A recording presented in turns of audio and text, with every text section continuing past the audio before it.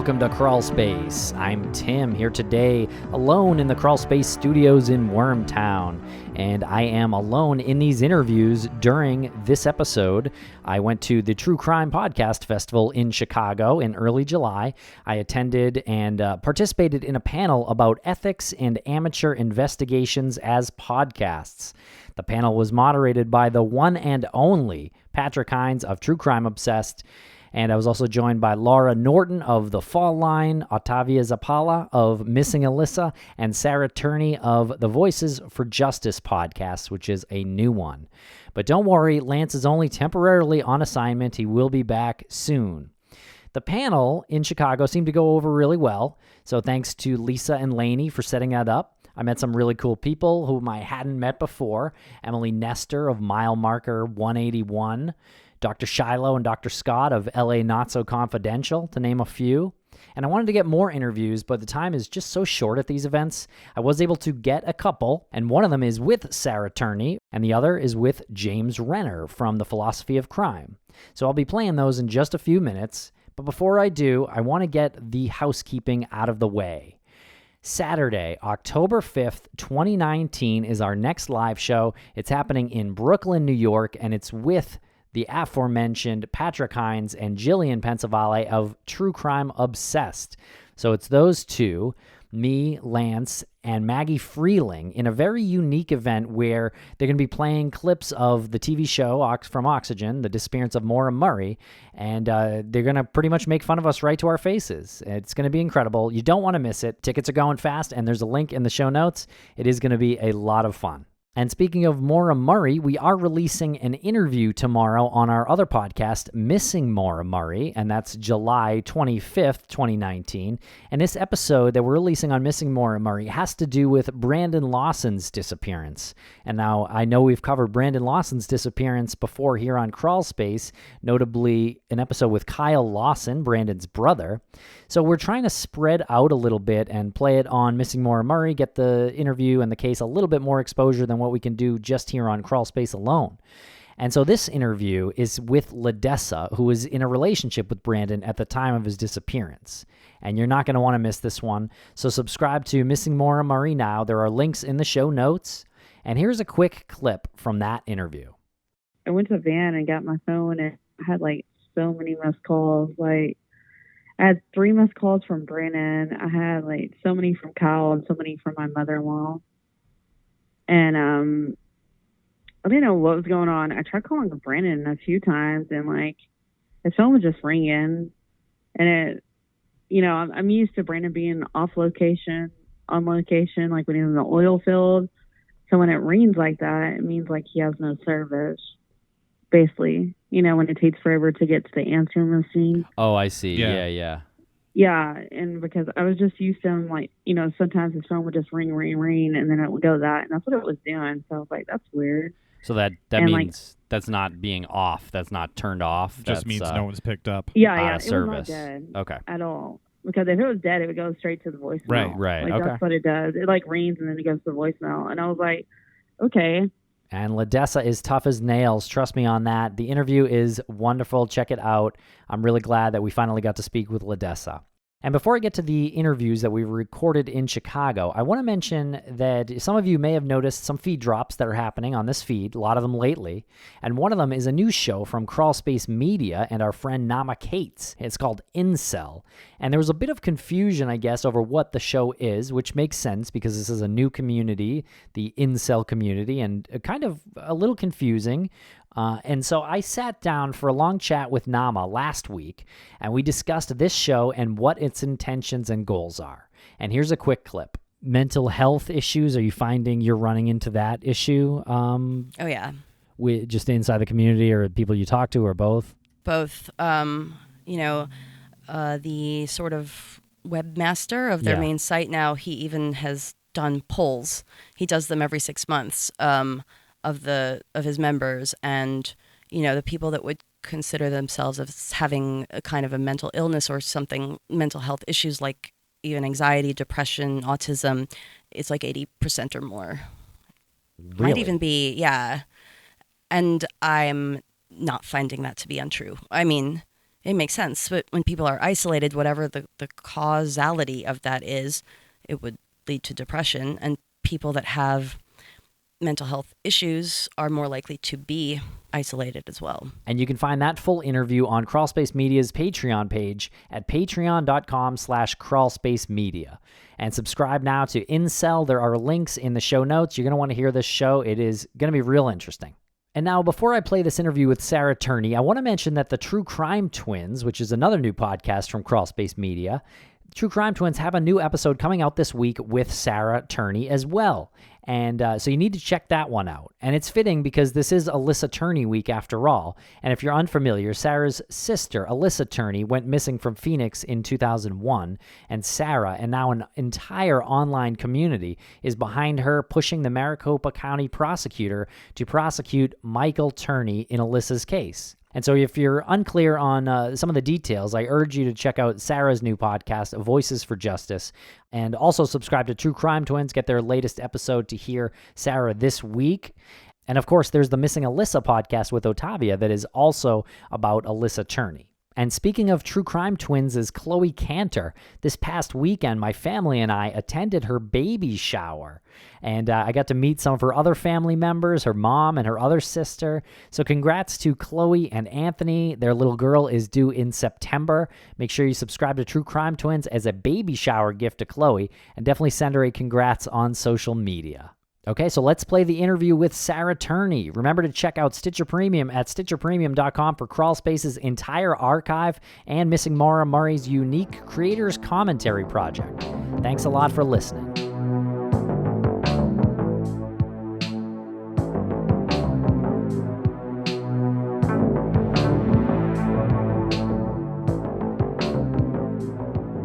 All right, here I am with Sarah Turney. We're at the True Crime Podcast Festival in Chicago, Illinois.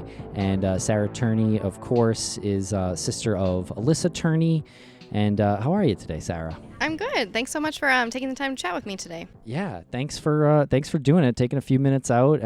You're pulled in every single direction possible at these events, and now we're I would say old friends, but we're even connected through these panels now. We've done 2 panels together in the last month and a half. Yeah, no, I'm so excited because I fangirl over you guys every single time I see you. But yeah, we are. It's so great to meet you in person and do all these panels with you. You guys are amazing. Well, thank you. I say you guys, right? Yeah. Lance, his memory of being here. Yes, my partner in true crime. Not quite here right now, but yeah, he'll be hearing this back in Wormtown. Perfect. So tell us a little bit about your journey at this stage. Yeah. From the beginning or just right now? Yeah, I mean, a lot of our listeners have probably heard the Missing Alissa podcast. They may have heard you on other podcasts, YouTube shows. I think notably Kendall Ray, several others. You've been getting out there with press, and you've started your own podcast. Yes, so yes. I guess tell us what it's like going from where this whole thing started for you. Yeah, I mean, it's absolutely amazing. It literally started with listening to Missing Maura Murray and wishing that there was a podcast made about my sister. And then, of course, Missing Alissa came out, and it was a dream come true, and she did an excellent job researching the case and presenting it. And then, I started doing every outlet I could, emailing everybody I could, trying to reach out. And slowly but surely, after doing over 10 podcasts and 4 or 5 YouTube videos, it started to grow. And then I was really encouraged by a few different creators in the space to do my own podcast. And I finally just did it. I decided that I wanted to take Alissa's story into my own hands and really present it in a way that hasn't been seen before. And by that I mean, I'm not just looking at case files. I'm not just looking at documents. I'm reaching out to people that the police have never spoken to before, reaching out to people that no one has interviewed before. So I'm learning a lot. It's kind of overwhelming because I've learned new information that I've already had to turn over to the police. Well, that's wonderful. Yeah. Yeah. I mean, I think that's important work, talking to people who especially haven't been spoken with in regards to this case yet, and turning that over to the police is exactly what you should be doing. How have they responded to the information you've given them? Oh, not at all. They haven't responded? No, I just send it their way, and then they say, thanks, and never follow up. Yeah. They don't follow up with another interview of that person, or you follow up with you and telling you what they've done? Either, because I'll ask the person, have they reached out to you, and they say no. That's got to be a gut punch for you. Yeah, I mean, it really feels like a formality giving them this information, because I also feel like I have a responsibility to give it to them. If I know something that could help the case, or honestly, in this case, other murders that people have spoken about, I feel a responsibility to turn it over to them. But what they do with it is on them. I wish that they would do more, but I can't force them to do anything. So your sister, Alissa, went missing, and when was that? 2001. Out of Phoenix, Arizona. Correct. Yeah, she was 17, I was 12. And there's only one suspect. Yeah, the only person of interest in this case that has ever been is our father, Michael Turney. And how's your relationship with him now? Oh, we don't speak. Yeah. I call him randomly. Well, I called him once outside of meeting him. I just want to ask him the question. So aside from calling him up out of the blue to ask him random questions, we don't speak at all. He doesn't check on me. I don't check on him. We never see each other, which is the way I want it. Yeah. You don't feed into his lies, or you don't believe what he's telling you? No, not at all. I released my first episode of my podcast, and it was a call with my father. Not the most dynamic call I've ever had with him, but a very honest call. It didn't make me look amazing, and it didn't make him look amazing. It was pretty neutral, if you're not familiar with the story. But yeah, he tries to manipulate me pretty hard. I'll bring up things and say, why did you abuse Alissa in this way? And he'll pause for 30 seconds and then just say, I just love you, Sarah. I don't know what you want me to say. 30 seconds is a long time to pause, and deflect like that has got to be frustrating for you. What about the home videos that you've recently put on to social media? I thought they were, I don't know, like goosebump inducing and just kind of surreal. It was almost like unbelievable, thinking that these videos shot by him, Michael Turney, of your sister, in one case at work. Yeah. It seemed unbelievable to me. What was that like, finding them and looking at that for the first time? Yeah, it's crazy and also kind of exciting, if that makes sense. Sure. So I transferred a lot of VHSs to DVD, but what I would do is just let it go and walk away. But now I'm trying to sit there and analyze them and look for these shocking moments, and I'm finding them, and it's insane. But I put them out because I want people to know. I think people hear the story and they know the story, but when you see it, it brings it to a different level. When you hear her calling him a pervert, when you see him surveilling on her at her job and laughing like a maniac, it makes you feel something different, I think. So I want everyone to see it because I think it's a huge part of the case. Yeah, I think you're right. And there's one shot of that he took with his camcorder, I guess. He kind of zoomed in to Alissa where she's at work. It was at a Jack in the Box, I think it was. And she sees him, and you can read her lips, and she says, "Dad," and then she kind of steps away like, "I'm embarrassed by this." Yeah. Obviously. Yeah, you can tell that she's mortified. Yeah. Absolutely. And she even comes out and says, "Dad, you got me in trouble for filming." What is it's he creepy. doing? Yeah. I mean, he would say that he was checking to make sure that she was where she was supposed to be. But when you record it, I think it takes it to a different level. Yeah, what was the purposes of recording that? I don't know. I mean, maybe to prove that he was there. I think in his mind, he thinks that he's a good parent. Like, look at me recording my daughter and making sure she's where she's supposed to be. I don't think he sees it as crazy as we see it. But I couldn't get into his mind. I mean, he's insane. I wish I could explain his reasoning better. Yeah, interesting. Well, I commend the strength you have to even look at those videos and go through the process of digitizing them and putting them on your social media. It's remarkable. And during the panel today, the audience is hanging on every word that you say, and they're clapping. They started clapping after like half of the things you said, if not more. And it's just incredible how you and Ottavia and Brooke have really kind of worked together in trying to, capture this community, this larger true crime community's imaginations and heartstrings. And as I told you a minute ago, you've done that, and that's not easy to do. Oh, thank you. Yeah. I mean, it really is like a full-time job. Yeah. Aside from me making this new podcast, it has been a 40-hour-a-week job. You've mentioned it, like seeing me on social media all the time. It's because I am. I am on there every 20 minutes. Every time I'm in the restroom, anytime I'm doing anything, I'm checking social media, and I'm retweeting, and I'm messaging people back.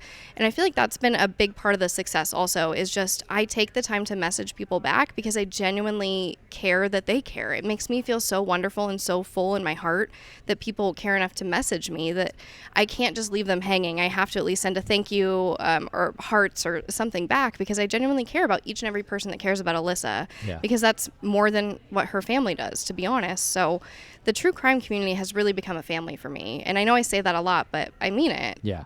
Well, it really comes across that you're heartfelt and you care about these people and they clearly care about you. What has that meant to you? How do you even are there moments where you just you're alone and you just break down and sort of proud of the commotion that you've helped to cause with this? To be honest, not yet. And I think that's because I don't have what I want. I don't have my trial yet. So I think I can't pause or take a moment to congratulate myself until I get there, which might sound like I'm really I'm really being hard on myself. But I mean, this is my way of grieving. I don't sit and get sad and cry about her. I fight for her. I go on social media and I tweet about her and I retweet other people and post things like posting these videos. That's my way of grieving. And until I get to the point where I want to be, I don't know if I can congratulate myself yet. I mean, I'm so thankful for everybody else, but I still have a lot of work to do. So it's like you're running a marathon and you're not done with the marathon yet. You're still halfway through or whatever it is. Absolutely. Yeah. Yeah. What's the podcast called? Voices for Justice. And season 1 is all about Alissa.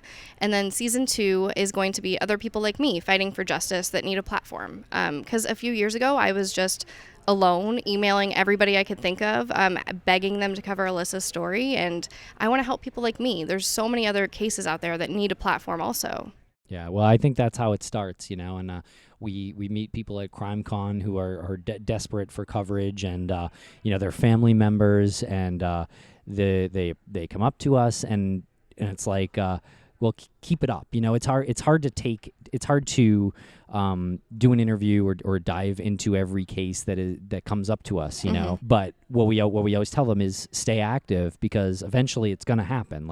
If you're out there and we met you at a conference, and we see you on social media 6 months later, we're going to connect at some point, and a lot of times we plan to connect with people, and it just takes time, Absolutely. Well, and I don't think that you can necessarily rely on creators to do it for you. I mean, not to say that anybody's being lazy, but you have to make it happen for yourself. And I'm fortunate that I have so much content. I have all these home videos and things that I can post and kind of shock people into caring about the story.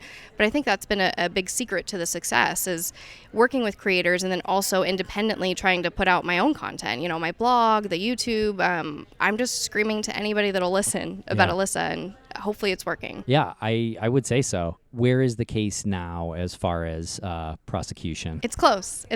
I just need the state to prosecute. That's where I'm at. I think that we've all come to the same conclusion. The police have known for years and years. They told me 5+ years ago that my father did this, and that they were going to prosecute. So we just need it to actually happen. Wow. And have you done any searches or anything like that? Or has there been any organization of search locations, or it's just the kind of thing where you're not sure where to even start? Yeah, I mean, I've done a lot of research into what it will take to do a search, but my issue is that I have so many different locations that she could be that I would hate to fundraise, thousands and thousands of dollars of people's hard-earned money to go to a location that she may not be at, and it's one of 5 locations that are plausible. That's what's hard, is we just can't narrow it down. If we could, I think I would go for it. You know what I mean? Obviously, if we had a body, it would be so simple. Yeah. But my biggest fear is, taking people's money and not being able to do anything productive with it. I would feel so guilty. I'd say 5 locations isn't that bad. Really? Yeah, I think it's attainable, and I think people would give their money. They would donate their money to this cause. You've captured their heartstrings. It's incredible. I haven't seen anything like it in what we've done. Oh wow. Yeah. I'm still trying to absorb it. Yeah. And when we talked about that earlier, it's hard for me to see myself in that light, because I was just this girl emailing people begging them to cover my sister's story, and I still very much feel like that person. I can see that. Yeah. what is next on the podcast? You did an episode where you spoke to your father, and aired that.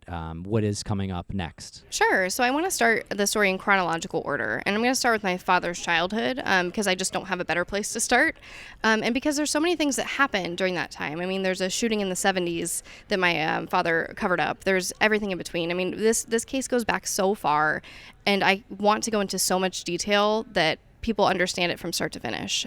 So yeah, as much in chronological order as I can, but I preface in my first episode that it may not be in chronological order.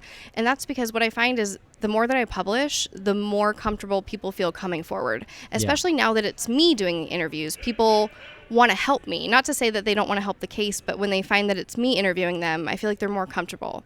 They know me, they know that I have Alissa's best interests in heart, and they just want to help. Yeah, and I think there's something to be said for believing that it's going somewhere when it's already out there.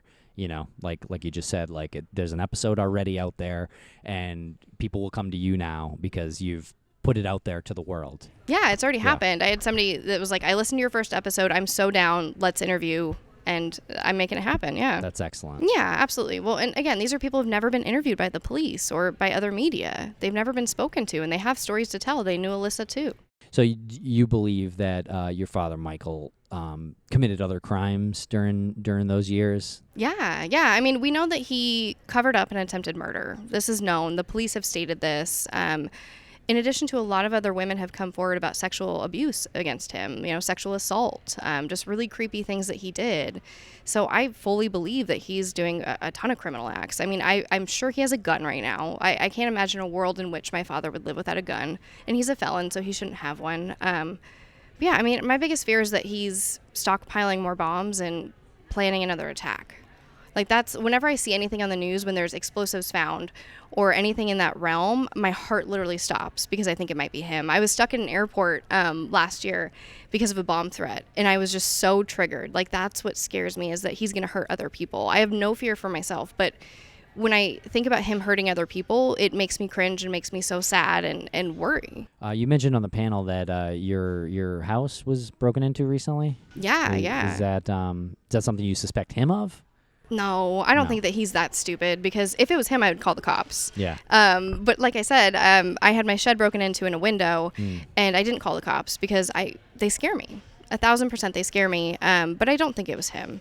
Yeah. I mean, he would have just come in with a gun and killed me. He wouldn't try to break in and steal anything or anything like that. Mess with you like that. I don't think so. Yeah. Because he knows where I live. I wrote him letters when he was in prison while I still believed him. I'm still in the same home.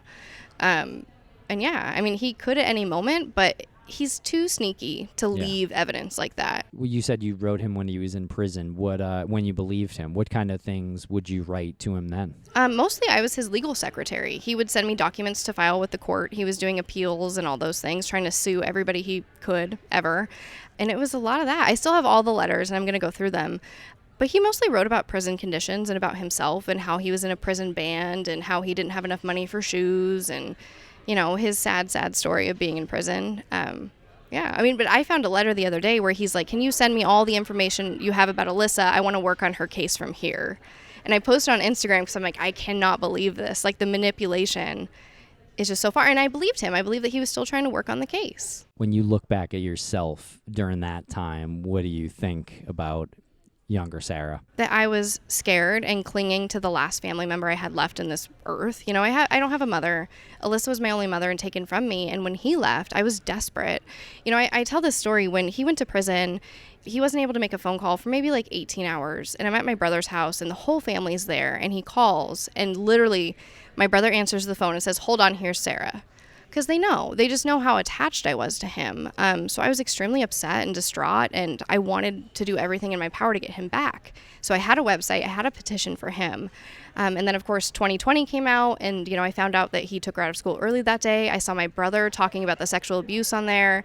I learned a lot of things, and over the next year or so, I finally came around, and I told the police, I see what you see. And what was that like for you to see what they see, and go from believing him? Was there some epiphany moment for you? No, I mean, it really slowly unraveled. I mean, I think one of the big things I can point to is when he called one day from prison and I asked him, I said, what's going on? Like, I'm confused. Like, I'm starting to think that people are right. And he just blew me off. He didn't say, of course that's not true. I love you. I would never do that to Alissa. He just tried to not talk about it. And then I'd bring it up more and more and just more deflection and more craziness. And slowly but surely I realized, holy crap, it's true. Well, thank you, Sarah, for joining us here for a few minutes. Really appreciate it. And let's get some dinner. Yeah, of course. Thank you.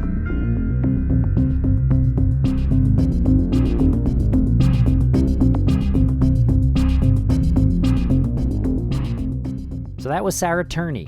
I am blown away by her every time I sit with her, every time I hear her speak, and I'm thrilled that we can share that interview and do our part to help tell Alissa's story. So subscribe to Voices for Justice now. There are links in the show notes. Now, before moving on to the interview with James Renner, I just wanted to dive into this Alissa Turney week a little bit more.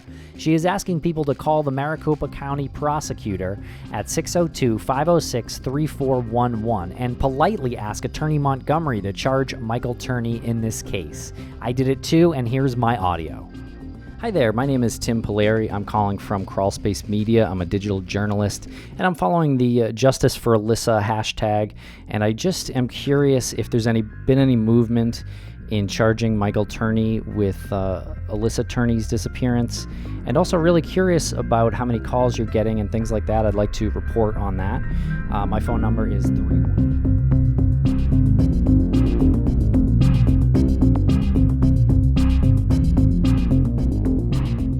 Okay, up next is an old friend, an author, a blogger, and now a podcaster. His name is James Renner, and this is a fun and pretty light chat, almost completely not about Maura Murray, but there is still a little bit. So check out his show, The Philosophy of Crime. He describes it in the interview, and it's a real interesting twist on your typical crime podcast. Links in the show notes. Thanks a lot for listening, everybody. All right, I'm here with James Renner of the Philosophy of Crime podcast. How are you today, James? I'm good. Thanks for having me on. It's a pleasure to meet you in person finally. I'm a big fan. I've listened to you guys for ages. I'm pretty sure there's documented evidence that we've met before. What? So here we are at the True Crime Podcast Festival in Chicago. How are you liking it so far? I like any excuse to get up here to the Big Easy, the Big Apple. The Sunshine State. Isn't that what they call it? The Sunshine State. Yeah. The city of brotherly love. No, I like the Windy City, Chicago. Yeah. It's like Cleveland's big brother. That's how us Bostonians feel about New York. Have you gotten out of the hotel? No, yeah, not at all. I drove out here from Ohio, so on the way here I thought I was going to be late, and I pulled into the parking garage and I looked down at my watch and it's like, oh my God, how am I 5 minutes early? And it felt like I went through some sort of time slip, and I was really freaking out. And it's like, oh wait, that they have a time zone. I crossed the time zone here. Yes. So. Did you drive this morning? Yeah, I did some driving. I drove out most of the way last night, stayed in some scary hotel in South Bend, and then drove the rest this morning. Do you seek out the scary motels? Oh, yes. For inspiration? Yeah, you never know what you're going to get there. This was the Quality Inn. The not-so-Quality Inn. And it's a step up from the Econo Lodge where I usually stay. Yeah. And you always meet some. It's always, these hotels are always right next to a liquor store too, so you can knock everything out at once. Did your door have a deadbolt? Oh yeah. I do the deadbolt. I do the regular lock, and then I put the the chair up against it. I stay at crummy hotels unless my family's with me. Yeah. Because nobody's going to bother me. Yeah. I'm a 41-year-old, kind of tubby white guy. I'm not the demographic that's going to get murdered, but I still protect myself as much as possible. This being said, the last time I stayed at a crummy hotel, it's 3 o'clock in the morning. I hear this bang, bang, bang, bang, and then somebody's trying to get in. The door handle is moving, and I'm like, oh my God, this is it. And I go to the door, and it's this 80-year-old Korean man, and who's just completely obliterated drunk, and he thinks it's his room, and so I almost had to fight him. He's like, "What are you doing in my room?" Yeah, dude. This is So you just shot him or what? Oh yeah. And then, you pack heat on these trips, right? Always. So what have you been up to? What am I not up to, really? You've been on tour. Yeah, I did a tour that was a mix of stand-up comedy and stories about my life in true crime, called Confessions of a True Crime Addict. I'm going to take it on the road sometime in the fall on the West Coast. Nice. But I just, I did a little tour, made CrimeCon a part of it. So I did Nashville and Birmingham. I was really concerned about Birmingham because, I'm sure you realize I'm a bit of a liberal. I consider myself a progressive Marxist. And I didn't know how well that would go over in Birmingham, Alabama. But it was a great show. We sold out, and I had one joke in there that kind of made fun of Trump, and there were crickets. But other than that, I got him back. I got the audience back. Yeah. But yeah, no, I'm having fun with the tour right now for sure. Good. Yeah, I was going to ask how much Trump material, your political material, you do. Yeah, just not much, just a little. Mostly, it's about the scary situations I found myself in, and funny situations, comically, weird situations that I found myself in as a crime reporter in Cleveland, where I worked for 10 years or so for the newspapers up there.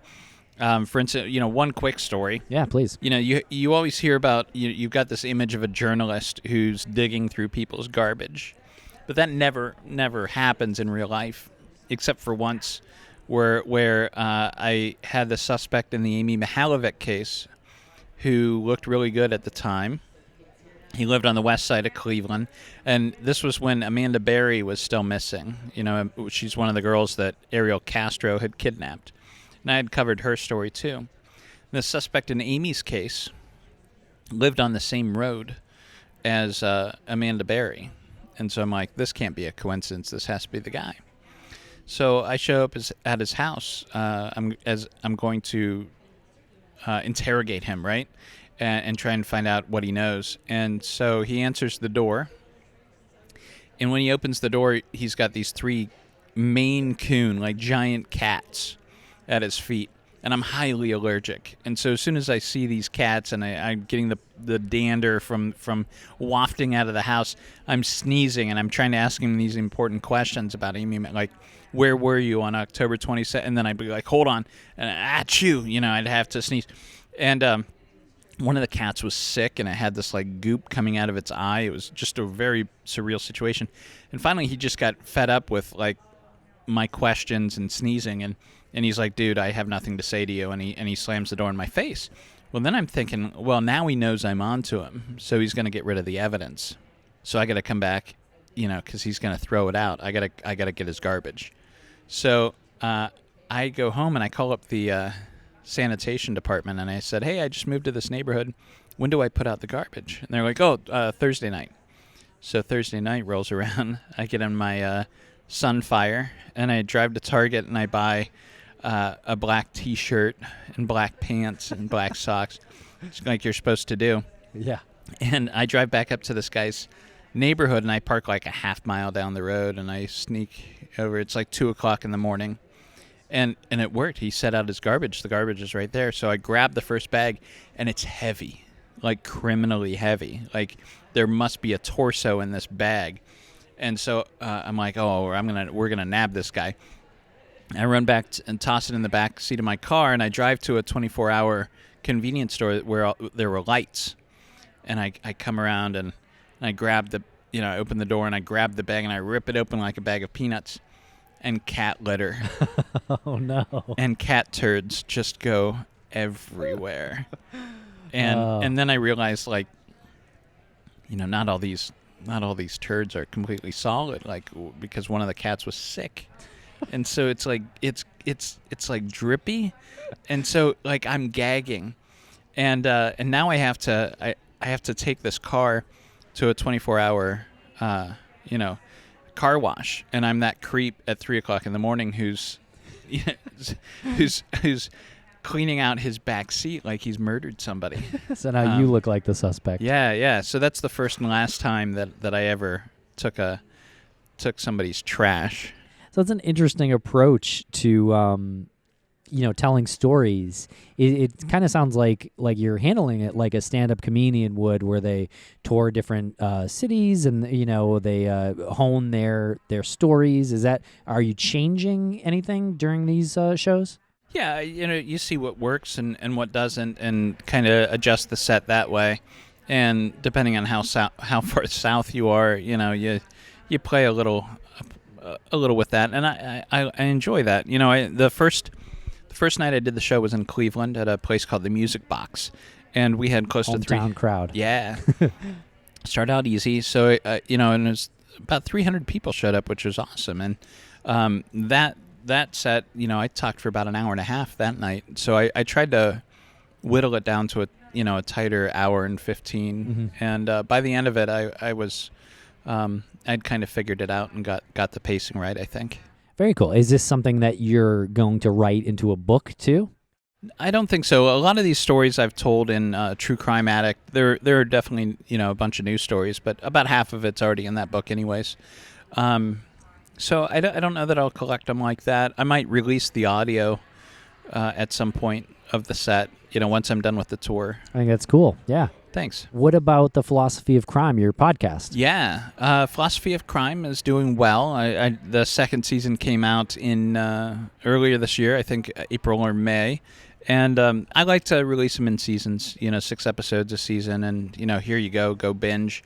And the first season, each episode was under a half an hour. This time around, second season, they're all a bit longer. Still 6 episodes. The last episode was about the ethics of familial DNA and forensic genealogy, and that's almost an hour long because I had a lot I wanted to explore with that. But sure, if you haven't listened to it, the Philosophy of Crime investigates the big questions behind our obsession with crime, like why is true crime so popular? How should the media cover crime? Also questions like how do lie detectors work? And, what's the history of criminal profiling? And then it goes to classical philosophy to see how they intersect, or what classical philosophers might have to say about these issues. Like, what would Socrates say? What would Plato say? And what did Michel Foucault talk about? Camus, all the fun philosophers. So, and I always talk about some specific case in each episode. Probably 2 or 3, little vignettes of cases, and so it's a little philosophy, a little crime. It's kind of fancy pants and heady and trippy. Is philosophy something you are passionate about, or something you studied in college or something? I studied it in college just like everybody else, and I think more than anything I studied literary theory, and I'm big into linguistics and how that impacts the world and how we see the world. And so I see parallels with what we're doing in true crime, and how Noam Chomsky talked about something in linguistics that we can relate to criminal profiling, for instance. And I don't hear other people talking about those connections, so I'm trying to find a little niche that's fun to talk about. Yeah, very cool. What about books? You have a new book that came out recently. I do. Yep. My latest book is called Muse, that came out in May, and through Cemetery Dance, and which is a fun publisher. They've published Stephen King and Richard Chizmar and Robert McCammon, who's one of my favorite authors. So it's fun to be published through them, and it's a short little novel, and it's about a monster that eats people's memories and then poops out stories. Wow.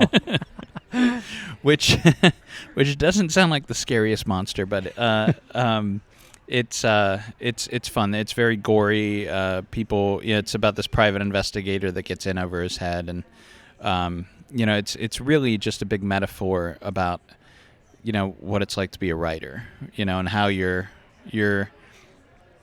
using your own memories to fuel your writing. and in excreting this onto the page. And that's what it feels like sometimes. Sometimes it just feels like you're writing a big pile of shit. Until you can rewrite or right. or form it into what you intended it to be.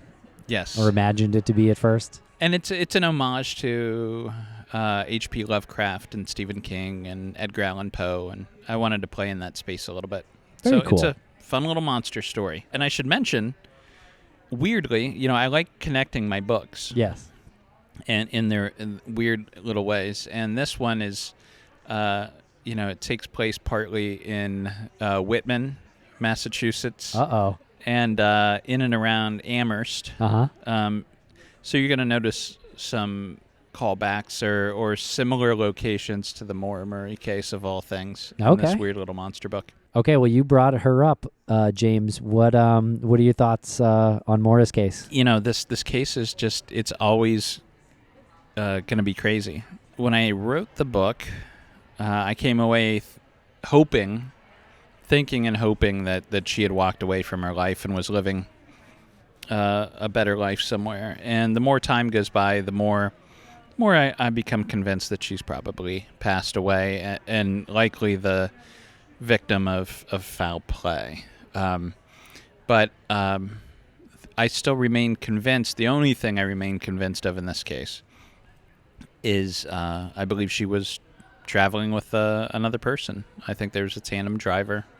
There are a couple reasons I think this, but mostly, things I don't think get talked about a lot. The fact that, she made this call to a condo with more than one bedroom, Mm-hmm. She drove right past Nootka Lodge where she could have gotten a single room. I still think it's possible she was heading for the outing club cabin. I think it's possible this other person she was traveling with was in a car in front of her and was the one who picked her up after the accident. Yeah, so I guess that's where I'm at. The only thing I'm convinced of is she wasn't traveling alone. I'm very interested in seeing how everything plays out with Bill Rausch. He is currently indicted, facing charges for sex abuse in Washington, D.C. It should be interesting because I think more information will come out during trial and especially if he ends up getting convicted of this charge. There was recently some Facebook posts of someone who called her a lookalike from pictures taken at Santa's Village, which is a few hours away from Maura's crash site. So as we're here at the True Crime Podcast Festival talking to a lot of people approach us about Maura Murray. I know I've talked to several people out there who are really just want her to be out there alive, and I can't help agree that would just be the best outcome. I think the Murray family would be confused, but I think that would be the happiest outcome. But as you said earlier, I think it's probably unlikely. Yeah, the more time goes by, the less likely it seems. But there's still just so many unanswered questions. Yeah, everyone wants her to be alive. You know? Everyone wants those pictures to be her. Yeah. And I did send those to the cold case unit and got a reply saying they're getting a lot of those pictures. So I think that's good that people in the community are still sending those in. That might be enough for them to track that down and go out there to pull credit card receipts to find out who it was. Yeah, at least try to identify the woman. She was in New Hampshire. There was a lot of talk about her on a pretty public Facebook page. So hopefully we do find out who that woman is, Yeah. But I wanted to ask you, out of all the things you do, because you're kind of a Renaissance man, you write, you do speaking engagements, podcast. What is your favorite thing to do? I think my favorite thing is still writing novels. I've got a new novel that's finished that we're shopping around to publishers right now, and I'd like to do more of that. The fun stuff, scary stories that don't impact people in the real world other than, to scare you a little bit. Novels are a lot of fun. I'm also doing some writing in television, developing a series right now for a network. Hopefully I can talk about that soon. But I do more and more writing for TV, and that's been a lot of fun. And is that kind of where you find yourself most comfortable personally, like when you're actually working? Yeah, I think so. You know, it's a fun medium. You know, playing around in TV. Nothing, you know, I've written television now for 4 or 5 years, but nothing's made it on. You know, but it's a nice steady paycheck. But the odds, you know, are still, you know, a network will, you know, they have maybe 200 shows in development at any given time, and then they'll order 20 to pilot, and then out of those 20, they'll pick up, let's say 6 or 7. Yeah. And then maybe 2 of those are left after a year. So it's pretty crazy odds. It really is. And you know, there's less and less original content on, and more reboots of old shows, because it's all about mitigating risk. Sure. We know this worked before, so let's do a Fuller House now. Yeah. And so on that topic, how is True Crime Addict, the TV show? Where is that in development? Hard to say. I've kind of lost track of that one, although hopefully we'll hear something in the next couple weeks. I know there was some talk about it in May, but Richard Price, the author, who's incredible, and just crazy to think that he has anything to do with this, wrote a pilot for it. So that pilot exists. It's sitting on a shelf someplace and being thought about. Hasn't been shot yet? No.